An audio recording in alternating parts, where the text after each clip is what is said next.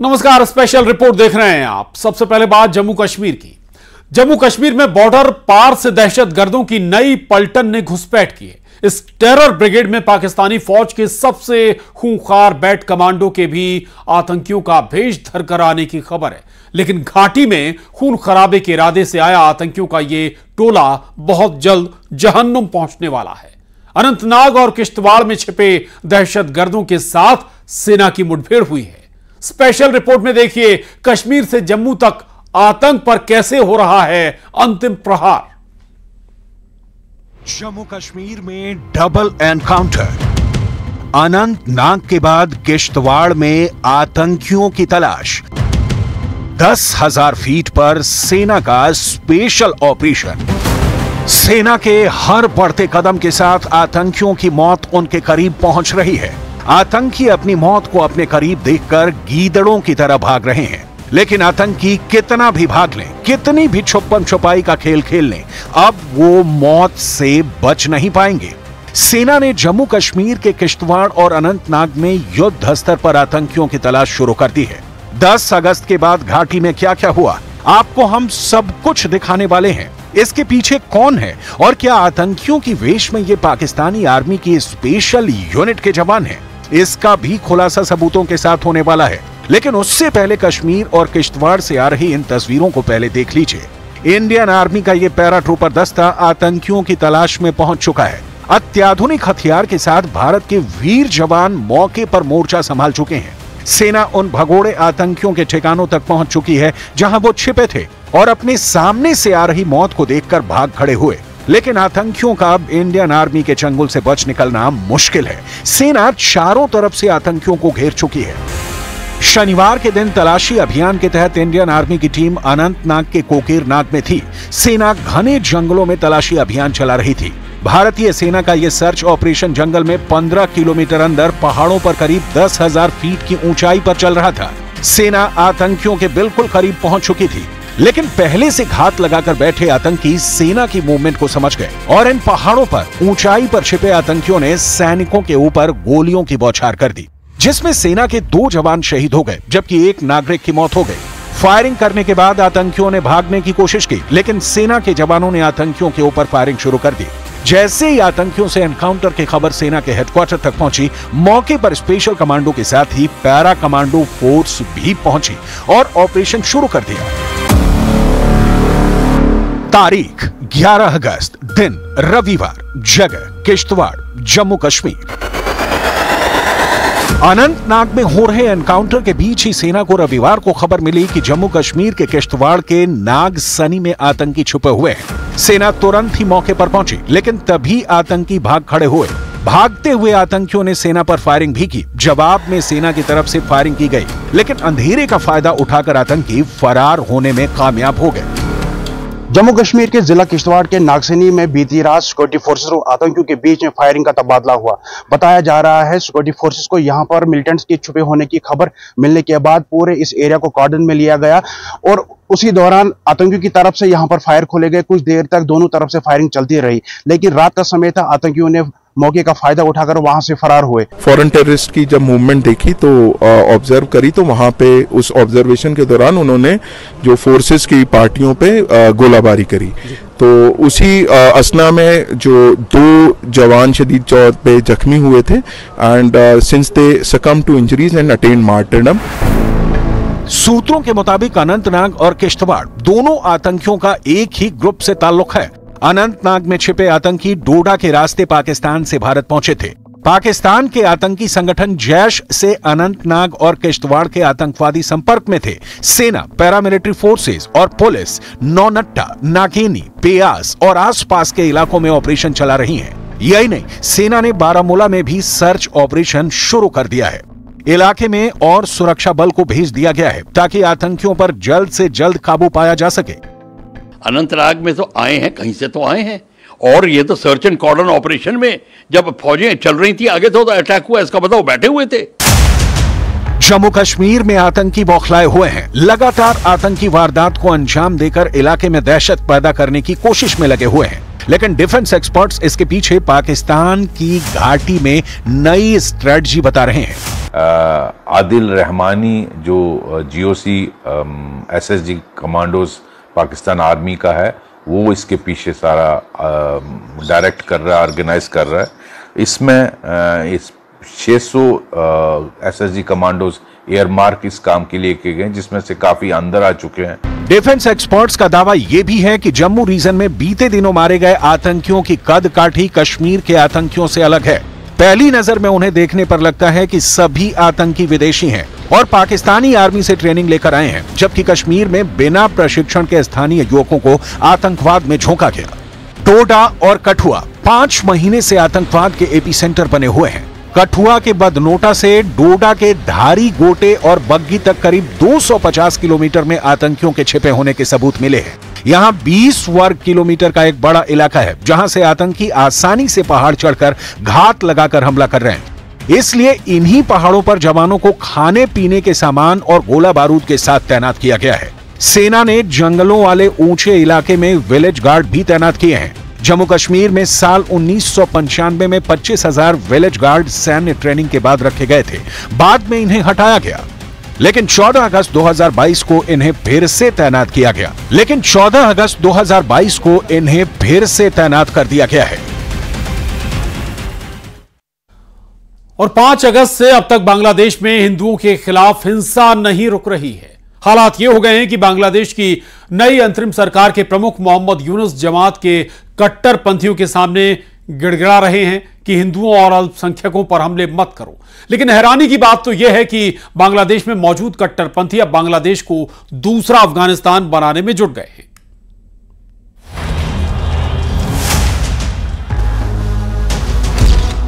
हिंदुओं पर हिंसा, बारूद बना बांग्लादेश। इन दो तस्वीरों में बारूद बन चुके बांग्लादेश की खूनी हकीकत दिख रही है।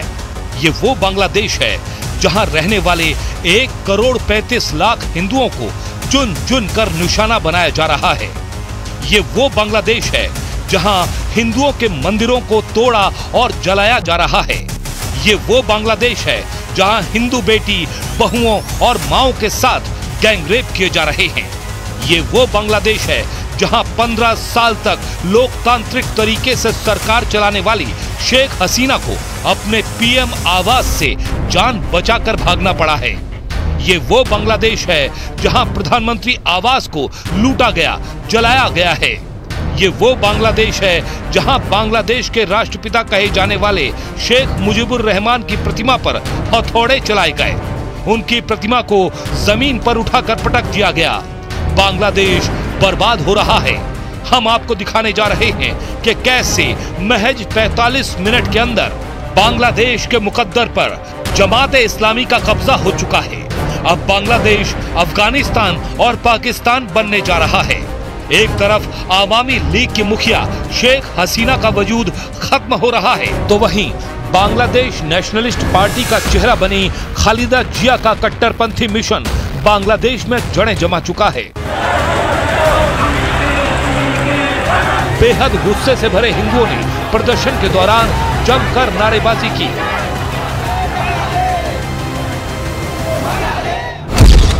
नारे लगाते हिंदुओं ने साफ किया कि यह देश किसी के बाप का नहीं है, इसके लिए हमने खून दिया है, जरूरत पड़ी तो फिर से खून देंगे, बांग्लादेश नहीं छोड़ेंगे।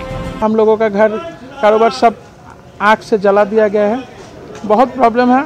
भाई है, हिंदू भाई, बुद्ध भाई जो हैं, उन लोग के घर में जाके, मंदिर में जाके आग लगा रहे हैं। बांग्लादेश के 64 जिलों में 52 जिले ऐसे हैं जहां हिंदू और अल्पसंख्यकों पर सबसे भीषण हमले किए गए, हिंदुओं को मारा गया, हिंदू महिलाओं के साथ गैंगरेप तक किए गए और अभी भी हिंदुओं को निशाना बनाया जा रहा है।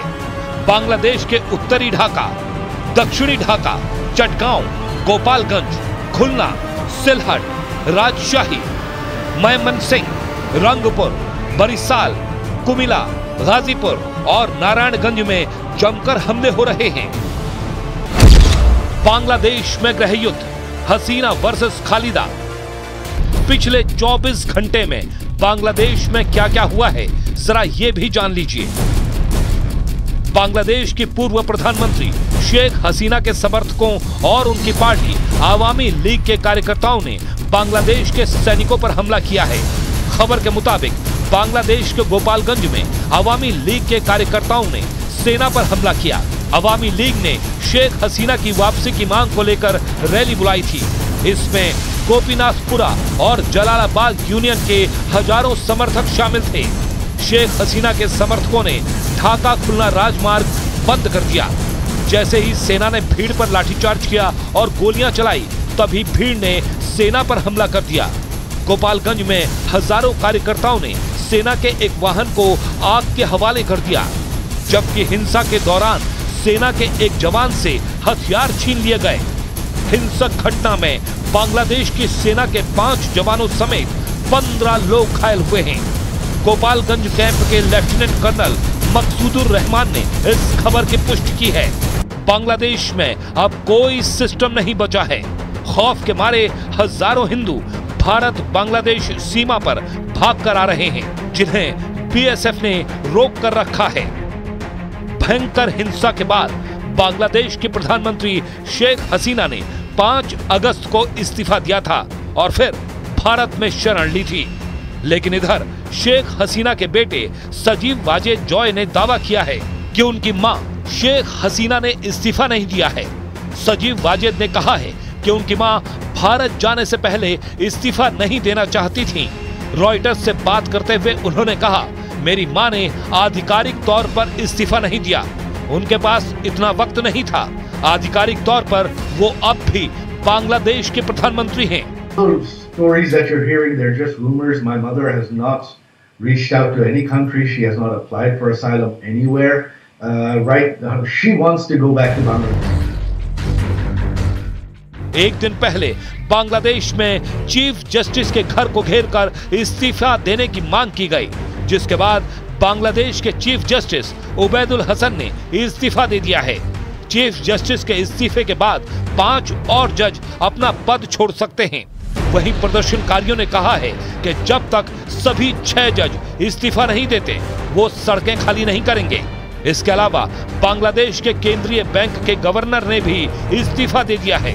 वित्त मंत्रालय के सलाहकार सालेहुद्दीन अहमद के मुताबिक बांग्लादेश बैंक के गवर्नर अब्दुल रऊफ तालुकदार ने इस्तीफा दे दिया है। हालांकि उनका इस्तीफा स्वीकार नहीं किया गया है। बांग्लादेश में भयंकर बवाल के चलते एटीएम में कैश की कमी हो गई है। खबरों के मुताबिक कई बैंक लूटे जा चुके हैं। कई बैंकों ने लूटपाट के डर से एटीएम बूथ बंद कर दिए हैं। 5 अगस्त को पुलिस कर्मियों पर हमले के बाद से पुलिस अब तक काम पर नहीं लौटी है। ऐसे में सुरक्षा व्यवस्था चरमरा गई है। बैंकर्स के मुताबिक एटीएम में कैश नहीं है, क्योंकि जो सुरक्षा कर्मी एटीएम तक कैश पहुंचाते हैं वो काम पर नहीं लौटे। यहाँ तक कि अब बांग्लादेश में 7 दिन में 2 लाख टका निकालने के लिए नए नियम बना दिए गए हैं। कैश की भारी किल्लत हो गई है।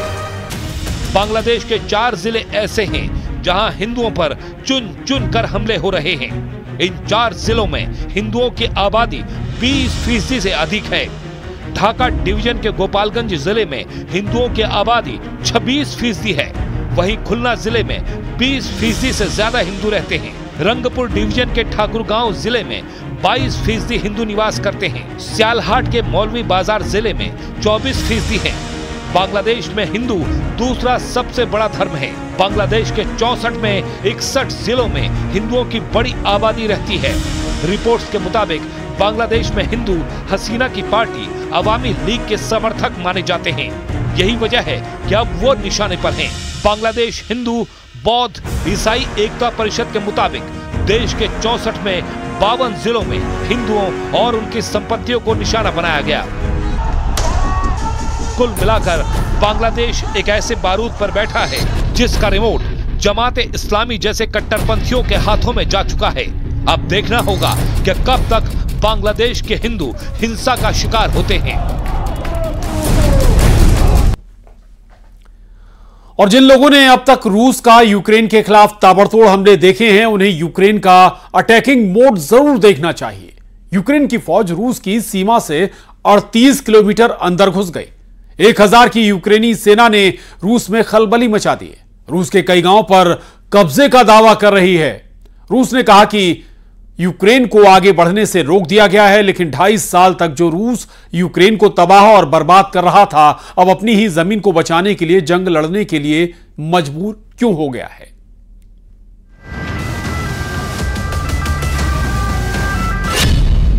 द्वितीय विश्व युद्ध के बाद रूस पर सबसे बड़ा आक्रमण। रूस के 38 किलोमीटर तक अंदर घुस गई यूक्रेन की सेना। यूक्रेन के 1000 से ज्यादा सैनिक, 20 बख्तरबंद गाड़ियां और 11 टैंक रूस में मौजूद। यूक्रेन ने रूस के कई गांवों पर किया कब्जा। रूस के न्यूक्लियर केंद्र पर मंडरा रहा है खतरा। 76,000 लोग घर छोड़ने पर हुए मजबूर। पुतिन को लगवानी पड़ गई इमरजेंसी। 2.5 साल की वॉर के बाद यूक्रेन का यह सबसे बड़ा पलटवार है। युद्ध का रुख किस लेवल पर बदल चुका है, तस्वीरें इसकी गवाह हैं। यूक्रेन ने रूस के कुर्स्क इलाके पर मिसाइलों, तोप, गोलों से बड़ा हमला किया, जिसमें 13 लोग गंभीर रूप से घायल हो गए। रिपोर्ट के मुताबिक यूक्रेन की दागी गई मिसाइल एक आवासीय इमारत पर गिरी, जिससे इमारत में आग लग गई। यूक्रेन की फौज अब तक रूस के हमलों को रोकने के लिए डिफेंसिव मोड में थी, लेकिन अब तो रूस में घुसकर हमले कर रही है। हमले भी ऐसे कि रूस के राष्ट्रपति व्लादिमीर पुतिन की रातों की नींद हराम हो गई है। राष्ट्रपति पुतिन ने सिक्योरिटी काउंसिल की मीटिंग की है। मीटिंग के बाद तत्काल रूस ने यूक्रेन से लगे 3 बॉर्डर की ओर टैंक और तोप रवाना कर दिए हैं। रूस ने 3 क्षेत्रों में बड़े पैमाने पर आतंकवाद विरोधी अभियान शुरू किया है। कोर्स्क, बेलगोराद, ब्रायांस्क में रूसी फौज की तादाद बढ़ाई जा रही है। रक्षा मंत्रालय ने अग्रिम मोर्चों पर अपनी सैन्य क्षमताओं की एक बड़ी तैनाती की घोषणा की है। सैनिकों की आपातकालीन तैनाती के बावजूद मंत्रालय का दावा है कि उन्होंने अब यूक्रेन को रूसी भूमि में बढ़ने से रोक दिया है। रूस ने इसे फाइट अगेंस्ट टेररिज्म का नाम दिया है, जबकि यूक्रेन इसे दुश्मन के घर में घुसकर मारने की कार्रवाई बता रहा है। रूस के कुर्स्क इलाके में भीषण युद्ध छिड़ गया है। हमले से हैरान पुतिन की सेना यूक्रेनी हमले को रोकने के लिए हर कोशिश कर रही है। रूस को यूक्रेन पर कब्जा करने से ज्यादा अब अपनी जमीन को वापस हासिल करने के लिए संघर्ष करना पड़ रहा है। बताया जा रहा है कि यूक्रेन की सेना पिछले 4 दिनों से लगातार हमला कर रही है। रूस के रक्षा मंत्रालय का कहना है कि यूक्रेन के इस हमले का जवाब देने के लिए कुर्स्क इलाके में अतिरिक्त सैनिकों को भेजा जा रहा है। रूसी सेना ने कुर्स्क इलाके में कई rocket launcher, artillery gun, trailer ले जाने वाले टैंक और भारी टैंक तैनात किए हैं। यहां रूस ने आपातकाल की घोषणा कर दी है। ये बात बहुत गौर करने वाली है। रूस संघीय स्तर पर आपातकाल की घोषणा तब करता है जब 500 से ज्यादा लोग मारे जाते हैं या 500 मिलियन रूबल, लगभग 6 मिलियन से ज्यादा का नुकसान होता है। हालात का अंदाजा आप लगा सकते हैं कि ज़ेलेंस्की की फौज रूस में कैसा कयामत वाला मंजर पैदा कर रही है। रूस के पूर्व राष्ट्रपति दिमित्री मेदवेदेव ने कहा है कि यूक्रेन का हमला रूस को मोर्चे से संसाधन हटाने के लिए मजबूर करने और पश्चिम को यह दिखाने का प्रयास है कि यूक्रेन अभी भी लड़ सकता है। कुर्स्क हमले के बाद रूस को अपने युद्ध के उद्देश्यों का विस्तार करके पूरे यूक्रेन पर कब्जा करना चाहिए। यूक्रेन की ओर से ऐसे हमलों की आशंका पुतिन को कतई नहीं होगी।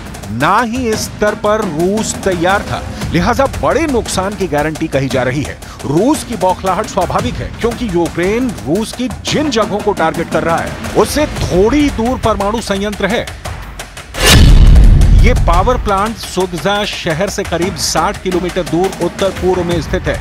ये पावर प्लांट रूस के सबसे बड़े परमाणु संयंत्रों में से एक है। यूक्रेन की कार्रवाइयों से परमाणु संयंत्र को भारी खतरा पैदा हो गया है।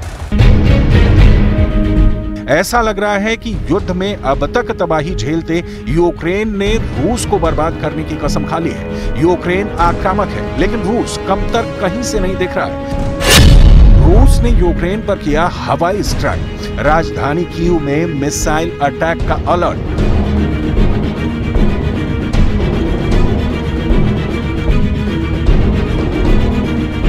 कीव के बाहरी इलाके में एयर डिफेंस सिस्टम को हमलों को विफल करने में लगाया गया है। कीव के मेयर विटाली क्लिस्टको ने टेलीग्राम मैसेजिंग ऐप पर लिखा कि एयर डिफेंस यूनिट्स काम कर रही हैं। हवाई हमले की चेतावनी जारी की गई है। हमले को लेकर प्रत्यक्षदर्शियों ने कहा है कि उन्होंने कम से कम 2 विस्फोटकों की आवाज सुनी। अब तक ये स्पष्ट नहीं हो पाया है कि हमले में किसी की जान गई है या घायल हुए। एक दिन पहले एक रूसी विमान की ओर से यूक्रेन के शॉपिंग मॉल पर मिसाइल के जरिए हमला किया गया। पूर्वी डोनेट्स्क इलाके में किया गया यह हमला शहर के रिहायशी इलाके में हुआ, जिसमें कम से कम 11 लोग मारे गए, जबकि 44 लोग गंभीर रूप से घायल हो गए। रूस अब अपनी जमीन पर भले ही युद्ध के लिए बाध्य हुआ है, लेकिन यूक्रेन को जला डालने में कोई कोर कसर नहीं उठा रहा। Sumy, Kharkiv, Donetsk, Pokrovsk, Toretsk, Kramatorsk. राष्ट्रपति ज़ेलेंस्की के सामने 2 चुनौतियां हैं। पहली, यूक्रेन को रूस के हमले से बचाना, और अब रूस के भीतर घुसकर उसके संवेदनशील स्थानों को टारगेट करना। रूस और यूक्रेन में से कोई भी इस जंग में पीछे हटने को तैयार नहीं है।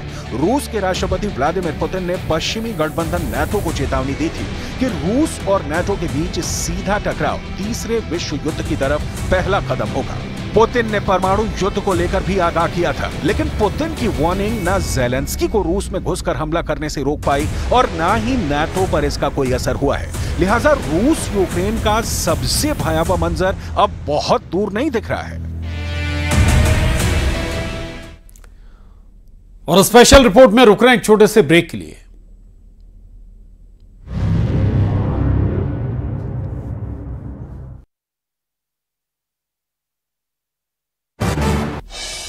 कोरबा में पेट्रोल पंप संचालक से 4,80,000 लूटपाट करने वाली 3 आरोपी गिरफ्तार हुए। कब्जे से नकदी और बाइक भी बरामद की। जगदलपुर में 2 अंतर्राज्यीय गांजा तस्कर गिरफ्तार। आरोपियों के कब्जे से करीब 2.5 लाख की 25 किलो गांजा बरामद हुई। रायपुर में उप मुख्यमंत्री विजय शर्मा के बयान पर दीपक बैजू ने किया पलटवार। कहा, भाजपा में कितना अनुशासन है सबको पता है। सीएम साय राजनांदगांव के लिए हुए रवाना। तिरंगा यात्रा पर सीएम साय का बयान। कहा, सभी अपने अपने घरों में तिरंगा झंडा फहराएं। रायपुर में भाजपा महिला मोर्चा का सावन महोत्सव शुरू। महिला बाल विकास मंत्री लक्ष्मी राजवाड़े सहित दिग्गज नेत्री रही मौजूद। बलरामपुर में पोखर में डूबने से 2 साल की बच्ची की मौत हुई। घर के पास बने पोखर में डूबने से हुई मौत।